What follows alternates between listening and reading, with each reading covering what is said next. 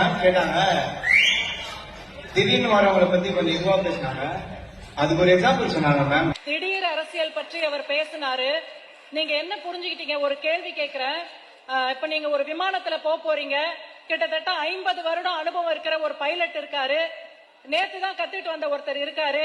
யார் ஓட்டுனா நீங்க போவீங்க? புதுசா இன்னைக்குதான் கத்துட்டு உங்களை பிளைட்ல கூட்டிட்டு போனா போவீங்களா?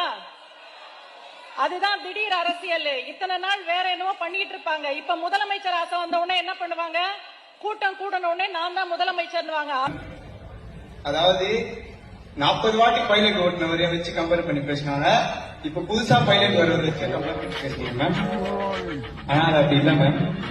புதுசா வரவங்க நம்ம ஏற்கணும்.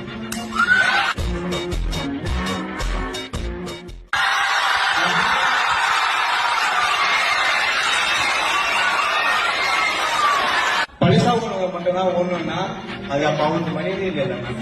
அதுதான்